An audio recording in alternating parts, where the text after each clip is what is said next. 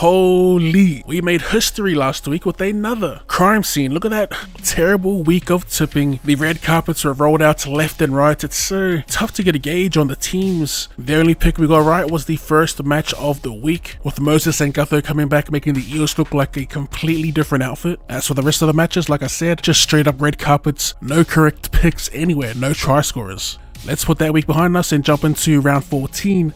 3 teams with the bye and 7 matches to be played. And this small bye round kicks off Friday night, the one game. St. George Illawarra take on Wests. As we look through the ins and outs, there is a laundry list of players on the ins list for the Tigers, with a trio of them actually joining the 17. We have Brent Naden and Sione Fainu, both on the bench for the Tigers, and in the back line, Justin Olam slides straight back into his centre position. Charlie Staines is the other centre with Alex Lobb on the wing. Looking at St. George, they do have their origin players named in reserves. They'll most likely back up as they all got through injury free, so they should be back in their respective positions. As for my pick in this match, first of all, we'll take a look at their history and how they've been going lately. So of the 45 games played, the Dragons do have the upper hand, winning 24. The most recent being earlier this season back in round 6 when they beat them by 12 points. Looking at their form guide, the Dragons have won 2 from their previous 5, and the Tigers are currently on a 8-game losing streak. Now the Tigers do enjoy a win at WIN Stadium, although they haven't won at the venue since 2021. Now as for my pick, I'm going to stay with the home side here, the Dragons. I was on board the Tigers, not so much hype train, but I thought they were due for a win, and unfortunately they just haven't clicked how I thought they would. But yeah, I'm on the home side. And to score a try, give me Zach Lomax, just riding the momentum of that really good debut that he had for the Blues.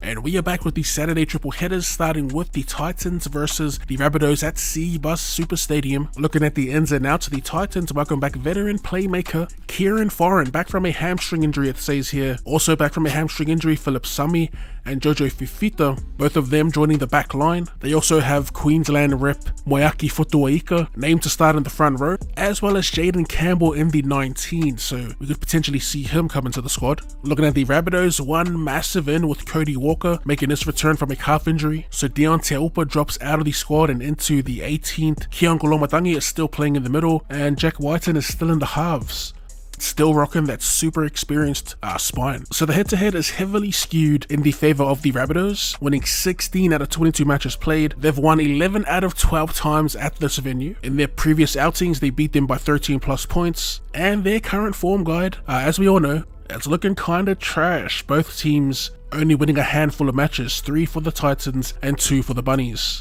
As for my pick in this match, I'm actually going to back the Bunnies and their super experienced spine. Not confident in their forward pack whatsoever, but there is a lot to play for, especially for players like Latrell Mitchell, potentially Cody Walker, who could possibly get a call up for the Blues. It's a long shot for Walker especially, but I'm expecting big performances out of them. So yeah, we're going to stick on the side of history. We're back in the Bunnies to get the job done on the road, 1 to 12 points, and to score a meat pie. Let's go with Trell Mitt.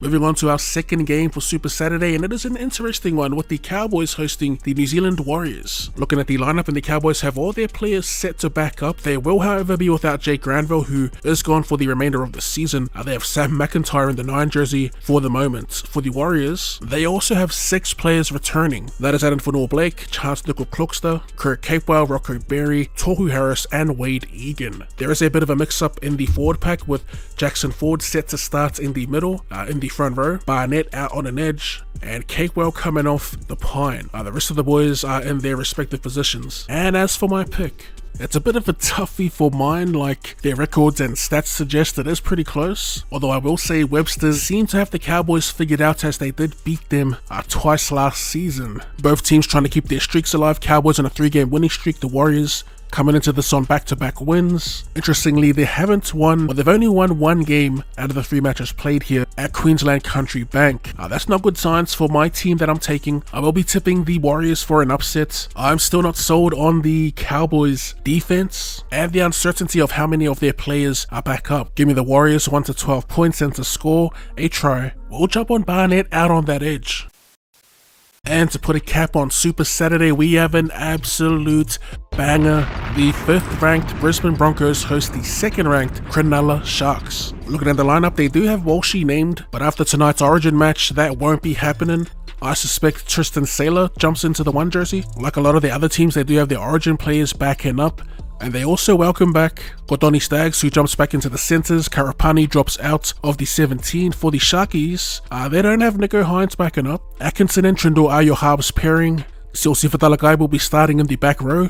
That's the left edge back row, with Jack Williams joining the bench. Now as for my pick, I'm tipping a Broncos bounce back. Both teams winning 3 from their previous 5, and just Cronulla without Nico. I don't see posing a threat to the Broncos. The Broncos need this big bounce back as they were super disappointing up against the Titans. So I'm looking for a more disciplined Broncos outfit, and with that right centre position freeing up for the Blues, I'm looking for big performances out of Kotoni Staggs and Jesse Rami, and on different sides of the field obviously. But we're going to back Kotoni in for a meat pie, and yeah, that's the Broncos 1 to 12 points.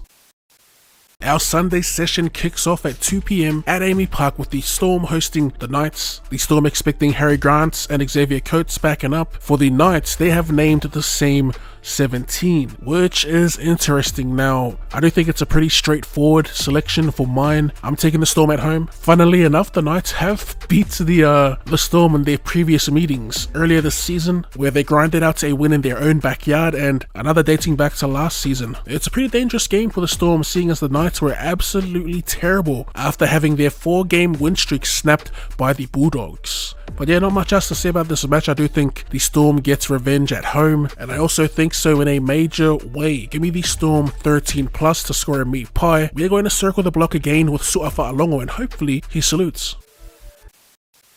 And in the 4 PM slot, we have the Panthers taking on the Sea Eagles at Bluebet Stadium. It is another rematch. Okay, so like everyone else, the 5 Blues rep players are set to back up, and it looks like they've favoured Jack Cole to play in the 6 with Luai in the 7. Brad Schneider dropping out of the team altogether.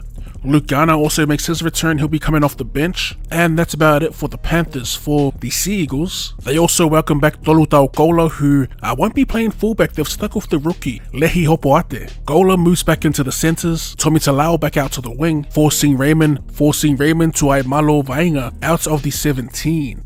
As for my pick in this match, it's tough, it's tough. A couple of times we backed the system to grind out some wins, and on both occasions they lost those matches. And with DCE backing up, you kind of feel like there's another masterclass inbound. I won't be taking Manly though. I'm going to take the Panthers here at home to score a bounce back. You hardly ever see them lose back-to-back matches. In fact, the last time that happened was last season, where they lost Gruelers to both the Bunnies on the road and the Tigers in Bathurst. You kind of feel like they have a point to prove, like they did with the Sharks. I think they'll be going extra hard to get this loss back. So yeah, I'm on the Panthers. We're going to go in a tight one, 1 to 12 points, and we'll take Brian To'o. And to put a cap on this, I guess, mini buy round, we have the Bulldogs hosting the Eels at Accor Stadium. Another absolute banger. This being played on the Monday at 4 PM. Alright, so looking at the home team, Critter should be good to back up, and their other big in, Matt Burton, after being 18th man for the Blues this past Wednesday night. In terms of the halves, they have stuck with Toby Sexton.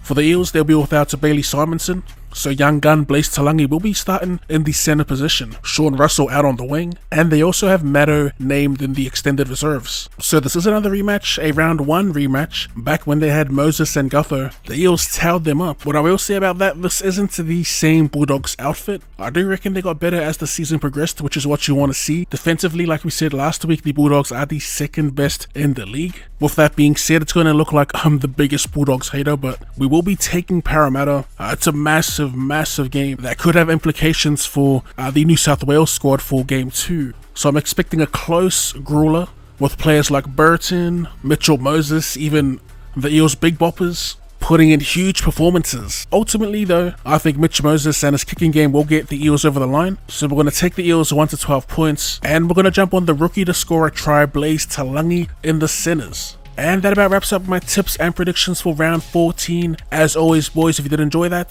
first of all, if you have any tips and predictions of your own, let us know in the comment section down below. And if you enjoyed that, be sure to run a shot at that like button. Thanks for tuning in, and I will see you later.